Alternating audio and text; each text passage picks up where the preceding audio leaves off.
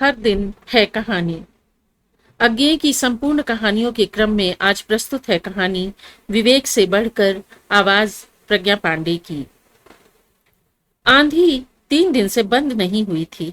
उस मरुस्थल से 3 दिन से पवन कभी क्रुद्ध सांप की तरह फुफकारता हुआ, कभी किसी प्रोषित पतिका की तरह साए साए रोता हुआ बहा जा रहा था। उस मरु में उसका प्रवाह ऐसा अनवरुद्ध था कि 3 दिनों से लगातार पड़ रही बर्फ का एक टुकड़ा भी उसके आगे नहीं टिक पाया था।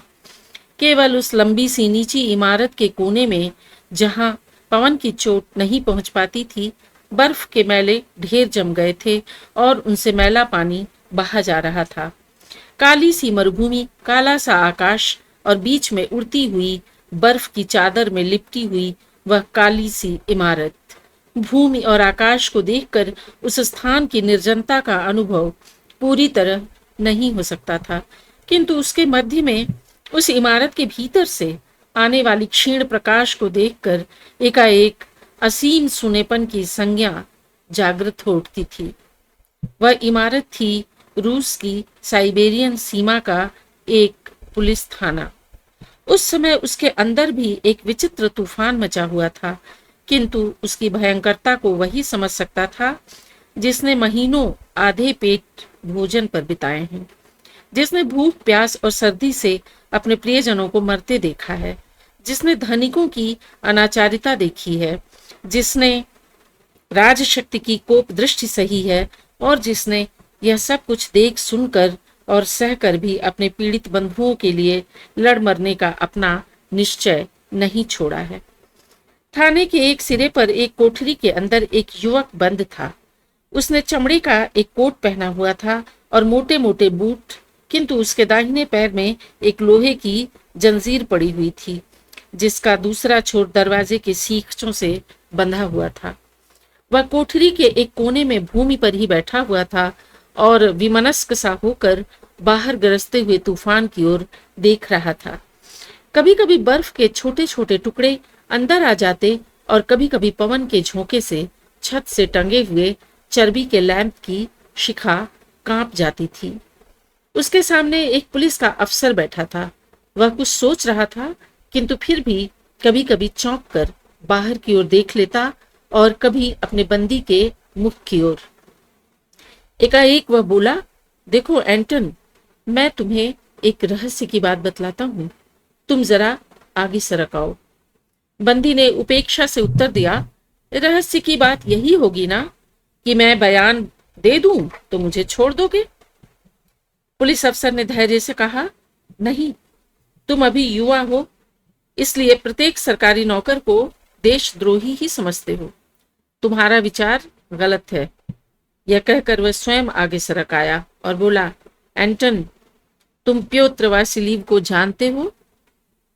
एंटन ने कुछ मुस्कुराकर कहा, इतना कच्चा नहीं हूं, तुम्हें ऐसे विश्वास नहीं होगा। सुनो, मैं तुम्हारी बहुत सी बातें जानता हूं। तुम प्योत्र वासिलीन के दल में थे और तुम्हारे साथ ही मैक्सिम और लियोन भी थे, ठीक है ना? बंदी ने फिर कोई उत्तर नहीं दिया। तुम मैक्सिम और लियोन फिलिंस्कस नगर में गवर्नर की हत्या करने के लिए भेजे गए थे और तुम्ही ने यह कार्य किया भी। उसके बाद तुम रूस की ओर वापस जाते हुए पकड़े गए, ठीक है ना? फिर भी कोई उत्तर नहीं मिला। तुम समझते होगे ये बातें शायद मैक्सिम या लियोन ने मुझे बता दी हो। सुनो, एक बात और कहता हूं, यह उन दोनों को नहीं मालूम है। वासिलीव ने एक बार पहले भी तुम्हें इधर भेजा था और तुम कुप्रस्कोव नाम से गए थे। क्यों? अब की बार एंटन ने विस्मित स्वर से कहा, तो फिर क्या चाहते हो? पुलिस अफसर हंसा, बोला, अब शायद तुम मेरी बात सुनने को उद्यत होगे। सुनो, मैं वासिलीव का मित्र हूं। मुझे तुमसे बहुत कुछ सहानुभूति है, पर इस बात को अभी जाने दो। मैं इस समय तुम्हारी सहायता करना चाहता हूं, शायद थोड़ी बहुत सहायता कर भी सकता हूं। बंदी ने उत्सुक होकर पूछा, क्या? तुम 3 आदमी पकड़े गए हो। मैं जानता हूं उस हत्या में तुम तीनों का हाथ है, लेकिन फिलिंकस के थाने में जो रिपोर्ट है उसमें 2 ही आक्रमणकारियों के देखे जाने की बात लिखी है। तो फिर पुलिस अफसर ने एक भेद भरी दृष्टि से बंदी की ओर देखते हुए फिर कहा, तुम लोग 3 हो। बंदी क्षण भर उसकी ओर देखता रहा। शायद पुलिस अफसर का आशय कुछ कुछ उसकी समझ में आ गया। उसने व्यग्रता दिखाते हुए पूछा, तो क्या किया जा सकता है? मैं तुमसे सहानुभूति रखता हूं। अगर मेरा वश होता तो मैं तुम तीनों को छोड़ देता, लेकिन वैसा करने से मैं स्वयं पकड़ा जाऊंगा और तुम भी कहीं नहीं जा सकोगे। ठीक है ना? हाँ, अपने आदर्श की पूर्ति के लिए जो बात सबसे लाभप्रद हो वही हमें करनी चाहिए। तुम तीनों को नहीं छोड़ सकूंगा, इसीलिए पूछता हूं, तुम में से किसका मूल्य सबसे अधिक है? एंटन ने हंसकर कहा, हम तीनों ही 5-5 हजार रूबल के हैं। पुलिस अफसर भी कुछ हंसा, फिर बोला, वह बात नहीं, किसका छूट जाना सबसे अधिक लाभप्रद होगा यही जानना चाहता हूं। जानकर क्या होगा? उससे आगे जो कुछ करना होगा वह मेरे वश में है। तुम केवल इतना बता दो, किसे निर्दोष लिख दूं। एंटन चुपचाप बाहर आंधी की ओर देखता रहा। कई क्षण बीत गए। पुलिस अफसर ने कहा, मैं उत्तर की प्रतीक्षा कर रहा हूं। एंटन मानो चौंका, फिर बोला, मुझे सोच लेने दो, यह काम बहुत कठिन है। पुलिस अफसर ने कहा, अच्छा, मैं आधी रात बीते फिर आऊंगा। तब तक, यह कहकर वह घूमा और किवाड़ के पास जाकर बोला, सिपाही। दूर सिपाही के आने का ठप ठप स्वर सुनाई पड़ा। ताला खड़का, फिर दरवाजा कुछ खुल गया। एंटन ने अफसर से पूछा, आपका नाम क्या है, बताने की कृपा करेंगे? हाँ हाँ, मेरा नाम आंद्रेई मार्टिनोव है, कहकर वह बाहर चला गया। ताला बंद हो गया। इस कोठरी में और एंटन की कोठरी में कोई विशेष भेद नहीं था। अगर कोई भेद था तो इतना ही कि इस कोठरी का मुख पवन की वेग से बचा हुआ था। एक युवक उसमें धीरे धीरे टहल रहा था। जब वह चलता तो उसके पैरों में पड़ी हुई जंजीर झंझना उठती थी, पर वह फिर भी ऐसे टहलता जाता था मानो उसे ध्यान ही न हो।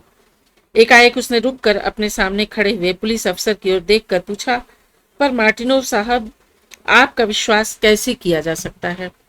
मार्टिनोव ने कहा, मैं यह जानता ही था कि मैं आसानी से विश्वास नहीं दिला सकूंगा, लेकिन शायद मेरे पास इसका भी एक साधन है। तुम वासिलीव की हस्तलिपि पहचानते हो? कहिए, अगर मैं अपना लिखा हुआ वासिलीव का पत्र तुम्हें दिखाऊं तो विश्वास करोगे? अगर मगर की क्या बात करते हैं, जो दिखाना है दिखाइए, फिर बात होगी। मार्टिनोव हंसा, फिर बोला, क्रांतिकारी स्वभावतः ही टेढ़े होते हैं, सीधा जवाब क्यों देने लगे? खैर, यह देखो, कहकर उसने जेब में से एक पत्र निकाला। उसमें 2 ही 3 सतरें लिखी हुई थीं। मैक्सिम ने पत्र अपने हाथ में ले लिया और पढ़ा, बंधु मार्टिनोव, हमारे एक मित्र कुप्रोस्कोव आपके प्रांत में से होकर फिलिंकस जा रहे हैं। आशा है आप उनसे मिल पाएंगे। अगर ना भी मिल सकें तो ऐसा प्रबंध कर दीजिएगा कि उन्हें यात्रा में कष्ट ना होने पाए। कृतज्ञ होऊंगा। मैक्सिम ने पत्र पढ़कर जिज्ञासा भरी दृष्टि से मार्टिनोव की ओर देखा। मार्टिनोव बोला, नीचे का नाम मैंने काट दिया था, लेकिन लिपि तो पहचानते हो ना? मैक्सिम ने धीरे से कहा, हाँ। थोड़ी देर दोनों चुप रहे। फिर मार्टिनोव बोला, तो अब मुझे बता सकोगे, आपने और दोनों से भी पूछा है? तुम्हें अपना मत व्यक्त करने में उनकी राय से नहीं बाध्य होना चाहिए, इसलिए ये मत पूछो। तुम किसे सबसे अधिक मूल्यवान समझते हो, यही बता दो। मैक्सिम चुप रहा। मार्टिनोव मानो अपने आप से ही बोला, और फिर सबको विश्वास दिलाना भी तो असंभव है। मैक्सिम ने कहा, हाँ, यह बात तो है। अच्छा, तुम्हें शायद सोचने का समय चाहिए। मुझे कोई जल्दी नहीं है। हाँ, कब तक समय दे सकते हैं? आधी रात तक। अभी 3 घंटे हैं, कहकर मार्टिनोव बाहर चला गया। मैक्सिम ने टहलना बंद कर दिया और धीरे धीरे भूमि पर बैठ गया। बहुत देर तक उस कोठरी में कोई शब्द नहीं हुआ। केवल किसी अशांत चिर दुखित प्रेत के सिसकने की तरह पवन का वह साय साय ही बार बार गूंजता और कुछ शांत होकर फिर गूंज उठता। एंटन की कोठरी में अंधेरा था। चर्बी का लैंप बहुत धीमा जल रहा था। वह कोठरी में खड़ा हुआ दिख नहीं पड़ता था, इसलिए सिपाही दरवाजे के पास ही खड़ा था, इधर उधर घूमता नहीं था।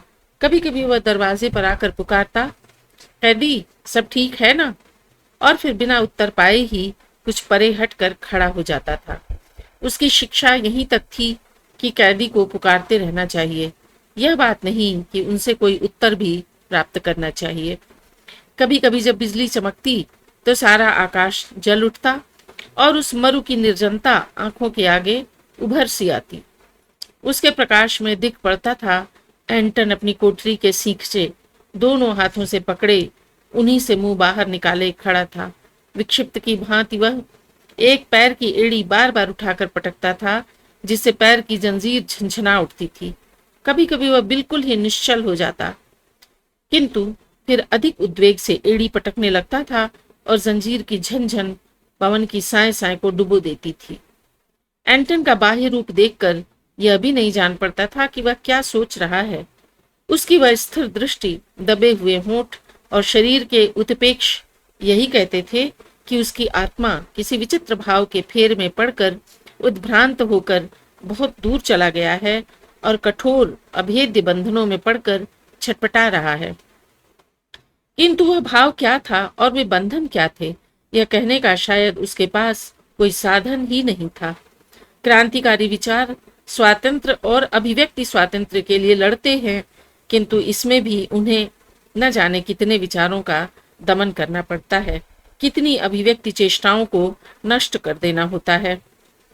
ये भाव एंटन के विशाल हृदय में उठते और दोनों में किसी एक चट्टान से टकराकर नष्ट हो जाते। मैक्सिम और लियोन, वे भाव एंटन के व्यक्तित्व के इतने अंतरम अंश थे कि शायद एंटन स्वयं उन्हें न समझ सकता। उसने इतनी बातें, ऐसी बातें कभी पहले नहीं सोची थीं, किंतु उससे पहले कभी ऐसा अवसर भी तो नहीं आया था। मैक्सिम और लियोन की तुलना करने का उसने कभी प्रयत्न नहीं किया था।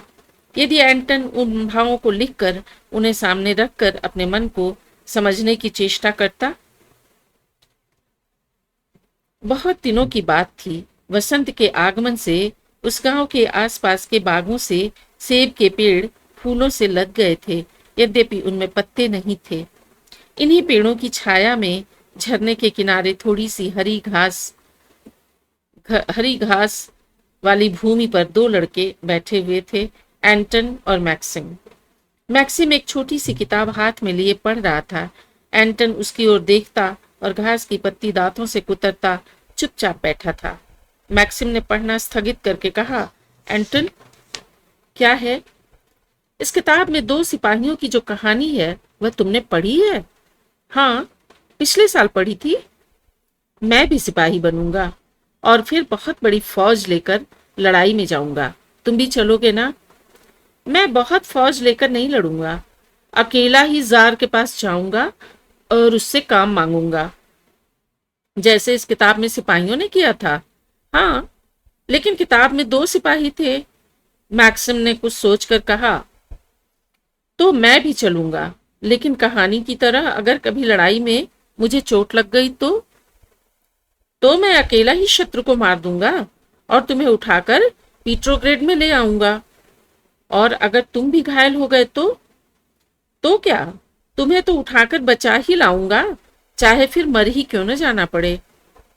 मैक्सिम मानो संतुष्ट हो गया। वह फिर अपनी किताब पढ़ने लग गया। कॉलेज में अभी छुट्टी हुई थी। लड़के निकलकर अपने अपने घरों की ओर जा रहे थे। एंटन और मैक्सिम एक साथ चले जा रहे थे। एंटन कह रहा था, आज ही चित्र शुरू कर दूंगा, 1 महीने में तैयार हो जाएगा। मैक्सिम बोला, तो क्या 1 महीने तक मुझे रोज आकर बैठना पड़ेगा? नहीं तो 3-4 दिन तो देर देर तक बैठना पड़ेगा। इतनी देर में मैं छोटी ड्राइंग बना लूंगा, उसके बाद तैल चित्र बनाता रहूंगा। तुम्हें कभी कभी आकर बैठ जाना होगा, थोड़ी थोड़ी देर के लिए, ताकि मैं भूल ना जाऊं। अच्छा, तो आज आरंभ कर दोगे ना? हाँ, तुम्हारा चित्र बनाने के लिए अगर कॉलेज से गैर हाजिर भी रहना पड़े तो रहूंगा। लेकिन मैक्सिम, तुम भी वह कला क्यों नहीं सीखते? इस समय पीछे से किसी ने पुकारा।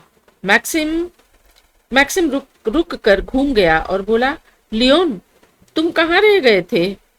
तीनों साथ चलने लगे। लियोन बोला, मैक्सिम, आज थिएटर देखने चलोगे ना? एक बड़ा राजनीतिक खेल आया है। शायद 2-3 दिन में सरकार उसे बंद ही कर दे। मैंने 2 टिकट ले रखे हैं। अच्छा, चलूंगा। एंटन, चित्र फिर सही। एंटन अप्रतिभ होकर बोला, जैसी तुम्हारी मर्जी। थोड़ी देर दोनों चुपचाप चले। फिर एंटन बोला, अच्छा, मैं जाता हूँ। कहाँ? एक जगह चित्र बनाने जाना है। 50 रूबल तय हुए थे। अगर मिल जाए तो माँ के लिए कुछ सुविधा हो सकेगा। मैक्सिम ने कहा। मैक्सिम ने कुछ नहीं कहा। लियोन ने कहा, एंटन, तुमने वह किताब पढ़ ली जो मैंने तुम्हें दी थी? हाँ, लेकिन उसके बारे में फिर बात होगी। कहकर सिर झुकाए हुए एंटन लंबे लंबे कदम रखता हुआ एक ओर चला गया। कहानी का शेष भाग अगले अंक में। धन्यवाद।